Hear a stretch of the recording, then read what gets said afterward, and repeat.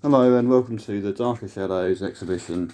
I'd just like to run through pretty much a very short sort of journal of how I sort of spent my time during the year. Basically I started off with a script which I developed an idea from, which was more like just a sort of notion at first, and because I was sort of looking at all these sort of like different things which are going on in the world, I was kind of inspired to make these different paintings, and it kind of led me to look at a lot of dystopian fiction, and I basically started to write my own sort of fantasy plot. I mean, I've always wanted to do one, make a film, or something close to it, and a graphic novel was as close as I could get to it. And what I'd like to do is I actually made a sort of basically a molecule here, a narrative molecule, which you can see it's kind of a bit like a Venn diagram, which I've got the 6 key elements, which all sort of has to be balanced in a certain way. I'll just show you here, and you can freeze it if you want to have a look. But suspense, plots, script, characters, the mystery, and the originality, which is kind of like the 5th element. The one you really want to try and find, which is kind of hard at the same time, because you need to be inspired by other people's work.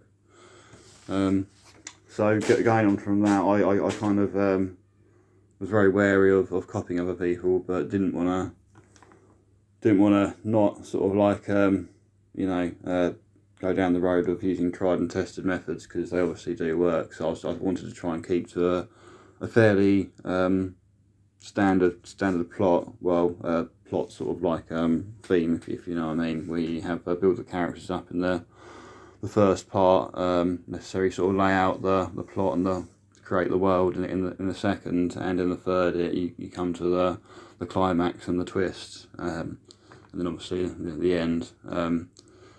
So I sort of basically works out all these different timelines, and from there because I had the dialogue was quite heavy in the first section, I basically did storyboards out from that, but when you get to the second part, and what I knew obviously is the whole graphic novel would be quite an ambitious thing to do, so I split it into two halves, even though it was basically 3 acts. The first 2 acts were shorter with more dialogue in, so I thought they'd take longer. So I said that would be about 30 pages, and the second part would be about 30 pages. It's actually turned out to be a 70-page novel, and because of the transfer of files between my iPad and the Macs and the scanner, because I've had to scan it in using a photocopier, the sizes were slightly changed. So it's now ended up being approximately, exactly it's 208 by 311 millimeters. So basically what I'm going to do is reduce that by 25%. Reduce it to 200 by 300 first, then reduce it by 75%. So that should give me 150 by 225 millimeter size book, which would sort any resolution problems out I'd have, and make it quite a nice size to read, and cheaper to print.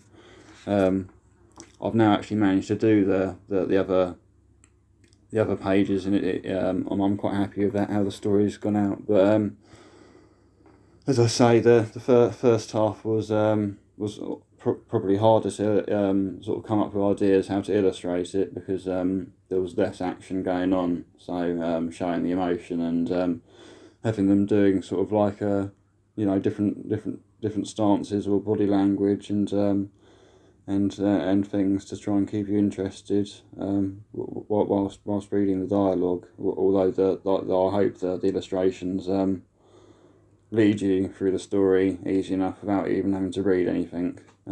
It's just sort of like kind of the stuff that I put in there was taken from various sources, and adapted, and also my own writing, which I use basically for the 3 characters, which kind of almost describe the 3 parts of my personality. Now everything in my sketchbooks and books is my own opinion. Some of it's just copied because it's just a useful reference and research. But like the three characters, you've got Nash here, which I'll show you the model, and then you've got Arius and Fuchsia, which are basically they're basically the three sort of protagonists. Ares is kind of like the intelligent diplomat, the middle one, who sort of sees logic and sense to try and get through the situation, wants everyone to work together. Nash is the corruptible human, which has done bad things but wants to correct himself and do right in the end, like most of humanity, I guess. And Fuchsia is the cynical, angry warrior, which is been cast out from society, having no use, so she's just got a bit of a chip on her shoulder, basically. And I might as well carry on with the models as I'm talking about them. Here we have the one of the very first models I've made. As you can see, this was the Ren character. I didn't really exactly know what I was doing at that point, and the skull was just sort of an afterthought. But yeah, it was all just good practice, and then I tried to make Fuchsia, which I didn't really do the skeleton very well, and I realised that the way I was making it, I was trying to put all the clay on at once, basically, and it was drying out before I could sculpt it properly. The same with this little chap, which wasn't actually intended, but he's turned into a zombie because he kind of like flopped a bit. And now I started to get a little bit more serious, and I made some serious armatures, which you can see in the process in the sculpture PDFs. This one actually has movable parts because it could potentially be slightly animated, but yeah, no, I didn't really have time for that with everything else. I have got videos you can watch on my YouTube channel of early tests where I did a plasticine animation, which was called a Morph Tribute, and there's also trailers and the actual videos of how I made these models as well, the three big ones anyway. So this is the original mutant specimen, which starts off the whole incident. I'm not going to tell you too much about it because I'd like you to find out from the story a bit. This is one of the main evil creatures at the end, the big boss, which is kind of like a bit of a collaboration of different organisms being put together, which is kind of like the nature of the beast, how its life cycle goes round, and this was probably one of the last one I made, which I really liked making the eye, basically, because I sort of had an idea to make it sort of pop out, and it worked quite well. You'll see quite good detail how I made the armature for this. It was quite a strong sculpture on both sides as well, and it turned out very well. The sculptures are very good. I've also managed to use some of these paintings as well, not only just for sort of artistic sort of inspiration, I suppose, but I've also managed to use like this more sort of realistic looking painting of the spacecraft around Earth. I've used that a few times, and I'm going to probably use this backdrop of the man standing alone against many sort of painting here in the middle.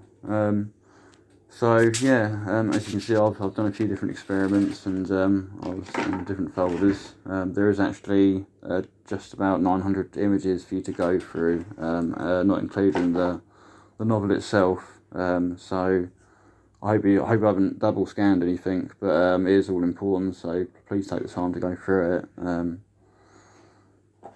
This is, by the way, this is just a prototype board game as well. This isn't the actual finished one. This is one I made, which came with a box and the cards. So the finished one went with the reproducibles, but this is just and here was just another little test of me doing some Japanese binding, because I thought the book, if I was going to have to bind it myself, now it's 70 pages, I might have to find a different method other than staples, because it'd be too thick to staple together potentially. And now I'm kind of thinking of a sequel called Deeper Shadows, based on an oiler rig. And last thing was that I made this as well when I was going through my different methods of making it.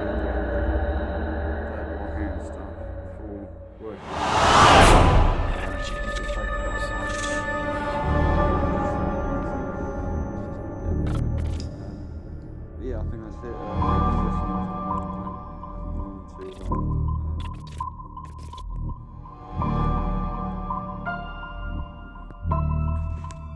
Hello then, welcome to the journal